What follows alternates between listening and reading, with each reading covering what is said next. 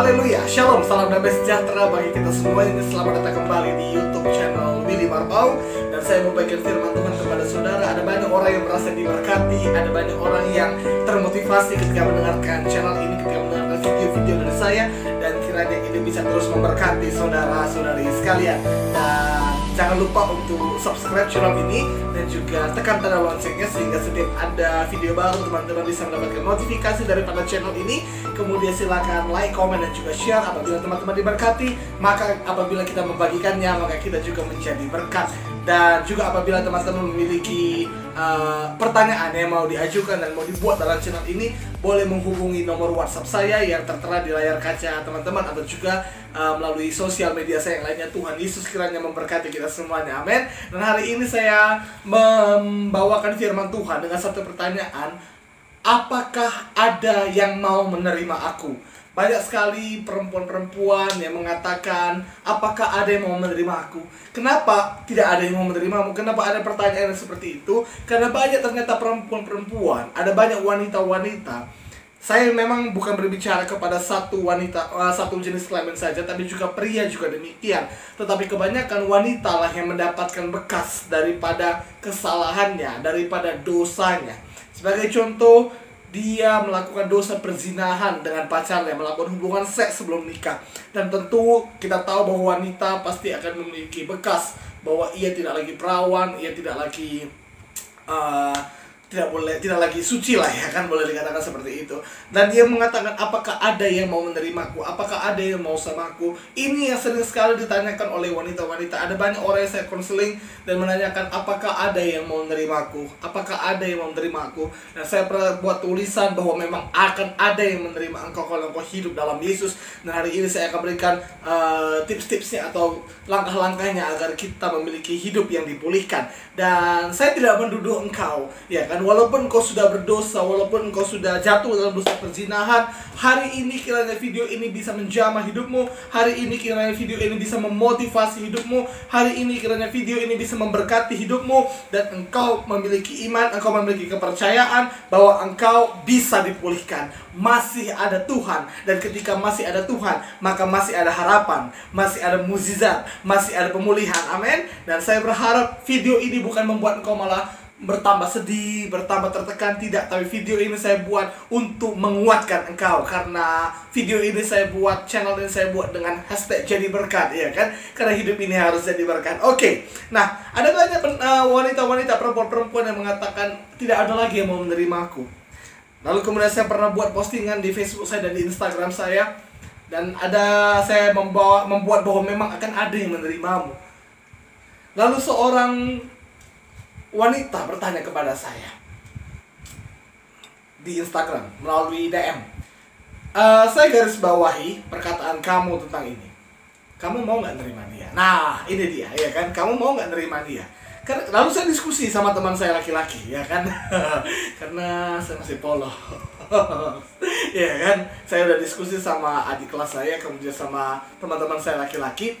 Ya, orang-orang yang dekat dengan saya, yang saya percaya bisa diskusi ringan tentang ini.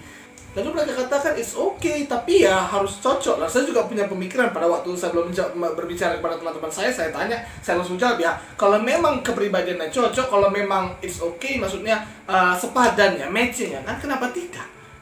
Tapi hari ini biar saya kasihkan dasar firman Tuhannya, saya berikan ayat-ayat firman Tuhannya supaya apa? Supaya memang engkau punya dasar yang teguh. Amin. Kalau memang mungkin dengan kata-kata saya, yalah Bang Willy gampang ngomong, Kak Willy itu gampang ngomong, pendeta-pendeta gampang ngomong, tapi saya bawakan dari firman Tuhan dan kiranya ini bisa menguatkan kau. Oke? Nah, yang pertama, Yesus menerimamu. Iya kan?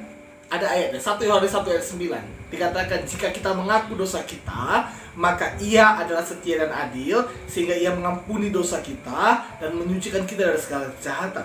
Kalau kita sudah jatuh ke dalam dosa, kalau kita sudah berbuat dosa, kalau kita sudah jatuh misalnya dalam dosa perzinahan, saya tidak tahu mengapa dosa perzinahan itu adalah dosa yang sangat besar, ya kan? Padahal tidak ada dosa besar dan dosa kecil di hadapan Tuhan. Semua dosa itu sama adanya. Semua dosa itu ya dosa. Iya kan, karena ada pernah yang bilang sama saya, lebih bagus kau mencuri daripada berzina. Ya udah, aku mencuri aja, ya kan.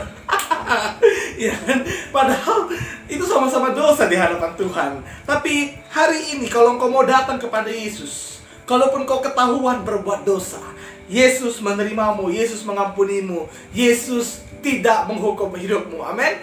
Saya sudah bahas bagaimana kalau misalnya sudah terlanjur melakukan hubungan seks. Saya percaya dan sesuai dengan apa kata firman Tuhan, Yesus tidak menghukummu, tapi Yesus menerimamu. Yesus tidak menjelek-jelekkan dirimu. Yesus tidak mencampakkan engkau ke neraka seketika itu juga, tetapi Yesus menerimamu. Yesus mau mengampunimu. Dan saya percaya Yesus mau memulihkan hidupmu. Amin. Itu yang pertama. Yang kedua, jangan berbuat dosa lagi.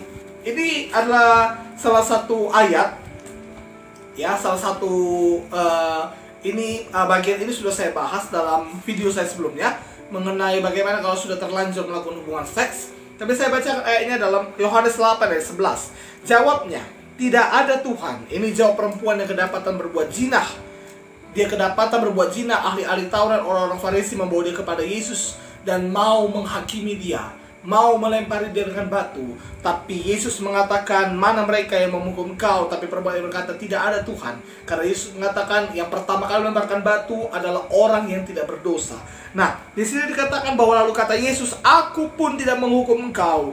Pergilah dan jangan berbuat dosa lagi mulai dari sekarang. Jadi ketika engkau datang kepada Yesus, ketika engkau menerima Yesus sebagai Tuhan dan Juru Selamatmu, ketika engkau minta ampun kepada Tuhan, ketika engkau sudah diterima oleh Tuhan, ketika engkau tahu bahwa Tuhan tidak menghukummu, jangan berbuat dosa lagi. Ini artinya apa? Kita tidak memurah-murahkan kasih Tuhan, tapi kita menghargai kasih Tuhan. Kasih Tuhan itu gratis. Kasih karunia Tuhan itu gratis. Tetapi kasih Tuhan itu tidak murahan. Kenapa gratis? Bukan berarti itu murahan, tetapi karena kita tidak bisa membelinya. Kita tidak bisa membeli dengan barang yang fana. Kita tidak bisa membeli dengan tubuh kita. Kita tidak bisa membeli dengan uang kita, dengan harta kita, dengan apa yang kita punya. Tapi karena itulah, karena Allah sangat mengasihi kita, Allah Tuhan tidak mau kita ke neraka. Tuhan mengasihi kita dengan sepenuh hatinya. Itu sebabnya Tuhan memberikannya dengan cuma-cuma kepada kita. Dengarkan baik-baik, kasih karunia itu tidak murahan. Kasih karunia itu memang gratis, tapi karena saking mahalnya, karena saking berharganya, kita tidak bisa membayarnya. Sebab Tuhan berikan dengan gratis. Amin. Nah, jadi Yesus mengatakan jangan berbuat dosa lagi. Kalau engkau hari ini sudah terlanjur, engkau sudah rusak, engkau sudah jatuh dalam dosa perzinahan, engkau tidak perawan lagi, jangan berbuat dosa lagi. Amin. Saya bukan melegalkan seksmu yang hari itu, tapi bagaimana mau saya buat? Ada banyak orang misalnya dia sudah jatuh dalam dosa perzinahan, ia malah dituduh, ia malah ditekan.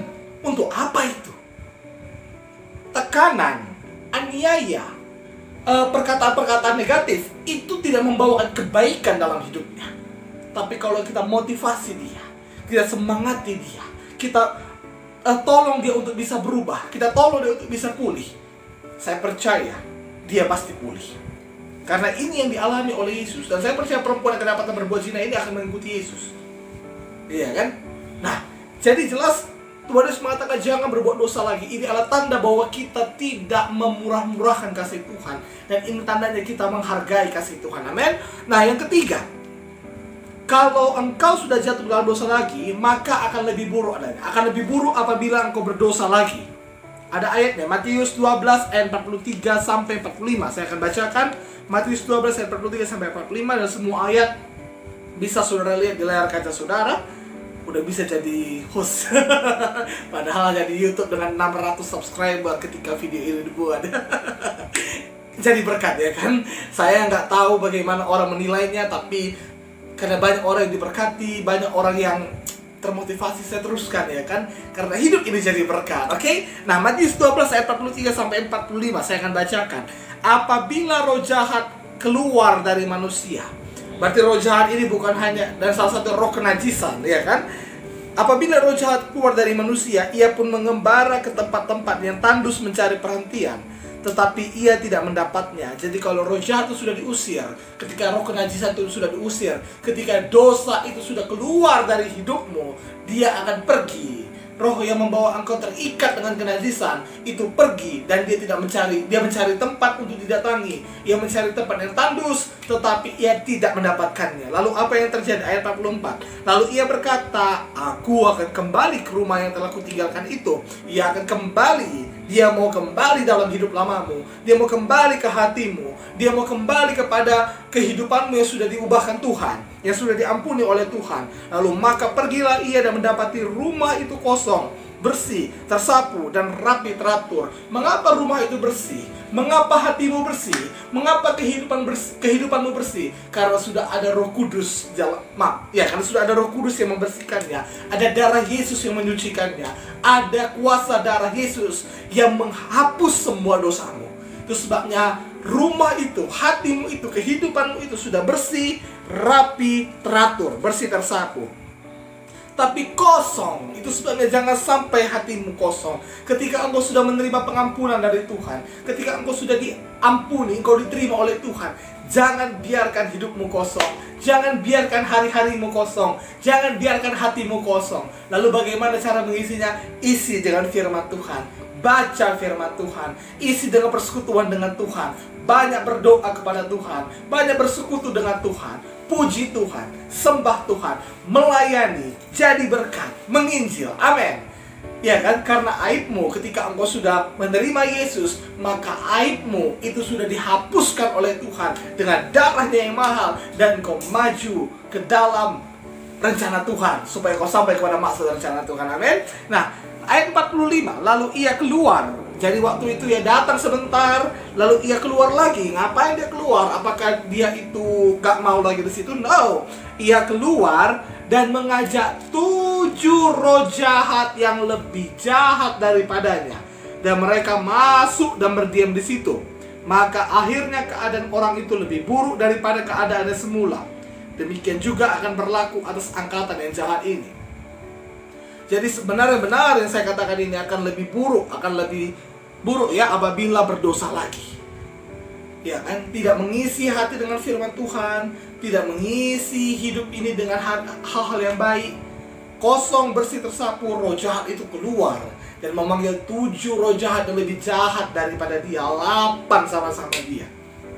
Ya kan? Yang lebih jahat, dan keadaan orang itu akan bertambah buruk. Hari ini kalau engkau sudah terima Yesus sebagai Tuhan dan Juru Selamatmu, hari ini ketika engkau sudah percaya bahwa Tuhan mengampunimu, hari ini kalau engkau sudah percaya Tuhan menerimamu, dan engkau sudah dikatakan oleh Tuhan, jangan buat dosa lagi anakku, tapi engkau tetap buat dosa, engkau tidak hidup ikut Tuhan sungguh-sungguh, maka roh jahat itu datang lagi dan akan bawa 7 roh jahat dan lebih jahat, dan akan menggocok hidupmu lagi, dan hidupmu akan jadi lebih buruk. Amin. Itu sebabnya jangan berbuat dosa lagi, jangan jatuh lagi ke dalam dosa. Amin. Minta pimpinan Roh Kudus. Itu sebabnya banyak berdoa, banyak baca Alkitab, banyak bersekutu dengan Tuhan. Amin. Nah, yang keempat, hidupmu akan dipulihkan. Ketika engkau tidak lagi berbuat dosa, ketika engkau sudah sungguh-sungguh mau mengikut Tuhan, maka saya percaya hidupmu akan dipulihkan. 2 Korintus 5 ayat 17 mengatakan, jadi siapa yang ada dalam Kristus, hidup dalam Kristus, hidup berada di dalam Kristus. Artinya apa? Dia sungguh-sungguh mengikut Yesus. Ya kan? Jadi siapa yang ada dalam Kristus, ia adalah ciptaan yang baru. Ingat baik-baik, ia adalah ciptaan yang baru. Yang lama sudah berlalu, sesungguhnya yang baru sudah datang. Kalau engkau sudah ikut Tuhan sungguh-sungguh, kalau engkau sudah menerima Yesus dan engkau hidup di dalamnya, engkau berdiam bersama dengan Yesus, engkau selalu bersekutu dengan Tuhan, maka ciptaan yang lamamu, ciptaan yang sudah berdosa, hidup lamamu, hidup yang sudah penuh dengan keaiban, hidup yang sudah penuh dengan hal-hal negatif, itu sudah berlalu dan Tuhan gantikan dengan hidup yang baru. Saya berdoa kiranya hidup baru didatangkan dalam hidupmu, kiranya engkau menjadi ciptaan yang baru, kiranya engkau mau hidup sungguh-sungguh di dalam Tuhan. Supaya apa? Supaya hidup lamamu itu dilalukan dan Tuhan gantikan dengan hidup yang baru. Amin. Nah, kemudian yang kelima, pasti ada yang mau menerimamu. Ini jawabannya. Jadi apakah ada yang mau menerimaku? Ada yang mau menerimamu. Amin. Dalam Amsal 23 ayat 18 dikatakan, karena masa depan sungguh ada dan harapanmu tidak akan hilang. Kalau engkau sudah berdiam dalam Yesus, hidup dalam Yesus, maka akan ada masa depan. Masa depanmu itu ada. Di dalam Yesus ada masa depan. Dan Tuhan Yesus mengatakan, firman Tuhan mengatakan bahwa masa depan yang Tuhan berikan adalah masa depan yang penuh dengan harapan. Rancangan yang Tuhan rancangkan adalah rancangan-rancangan yang baik, rancangan-rancangan damai sejahtera, dan bukan rancangan kecelakaan. Dan kalau memang kau hidup sungguh-sungguh dalam Tuhan, maka saya percaya dan saya berdoa, ada yang menerimamu, ada yang mau hidup bersamamu. Pasangan yang baik itu akan menerima masa lalumu. Pasangan yang baik adalah pasangan yang mau menerimamu apa adanya. Pasangan yang baik adalah pasangan yang mau menerima bagaimanapun keadaanmu, bagaimanapun latar belakangmu. Itu sebabnya hari ini putuskan bahwa engkau mau hidup sungguh-sungguh dalam Tuhan, dan percayalah bahwa Tuhan akan memberikan hidup yang baru kepadamu. Saya berdoa kiranya engkau diberkati. Saya berdoa kiranya engkau dipulihkan. Saya berdoa kiranya engkau penuh kepercayaan bahwa ada yang mau menerimamu. Engkau punya masa depan dalam Yesus. Dan selamat, terima kasih sudah menonton video ini. Sampai jumpa di video berikutnya. Kiranya Tuhan Yesus memberkati kita semuanya. Haleluya.